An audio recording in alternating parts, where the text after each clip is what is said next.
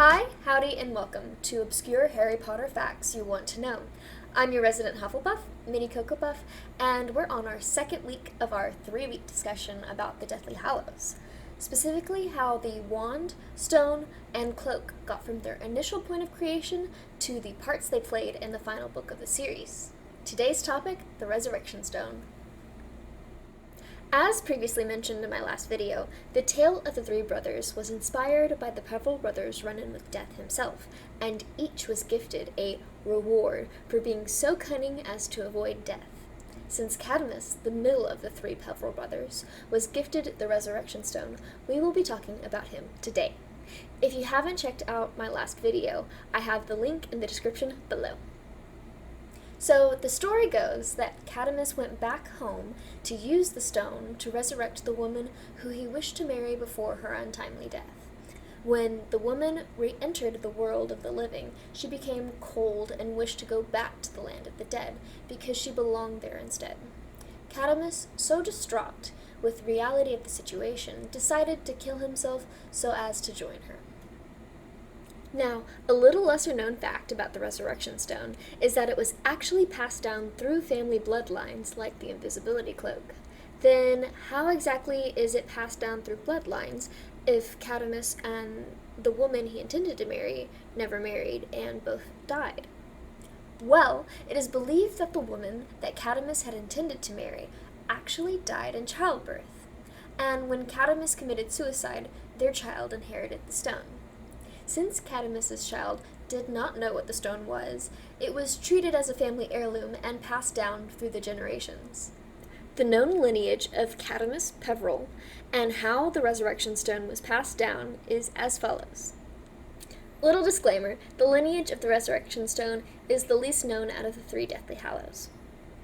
So, obviously, the Resurrection Stone was first owned by Cadmus and then passed down to his child after his death. This much we know for a fact. The Slytherin and the Peverell families merged together over time and lost their family names due to marrying into the House of Gaunt. Corvinus Gaunt is the next known owner of the stone in the form of a family ring. Now, the Gaunts are a curious pureblood family, and would sometimes marry members of their own family to keep bloodlines pure. This caused members of their family to display mad and aggressive behavior. Due to this, the Gaunt family became known as the family you don't associate with. Marvolo Gaunt, Corvinus's son, next inherited the stone. He had 2 children, his daughter Merope, whom he tortured into becoming a squib, and his son Morphin, who terrorized neighboring muggles, which later got him shut in Azkaban, the wizarding prison. Merope later stole her father's wand, bewitched a muggle by the name of Tom Riddle into loving her, and ran away with him. She later became pregnant with Tom's child and decided to lift the enchantment she had placed on him. Tom left her to return home, and she gave up the child to an orphanage in London. Merope named her child after his father and after her father, i.e. Tom Marvolo Riddle. Tom grew up to become Lord Voldemort and later returned to Marvolo's house to take the ring, aka the Resurrection Stone, and to turn it into a Horcrux. On Dumbledore's hunt to find and destroy all of Voldemort's Horcruxes, he found the ring that we discussed today.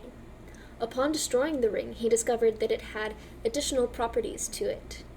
I mentioned in a previous video that Dumbledore is a big believer in the Deathly Hallows, so when he realized that there was something different about the stone within the ring, he examined it a bit closer.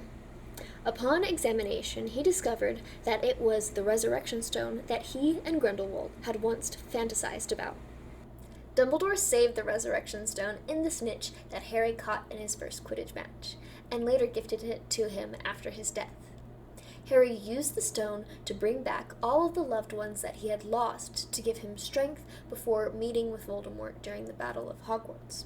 He then dropped the stone on the Forbidden Forest's floor to be lost forever so that no one could be tempted by it again.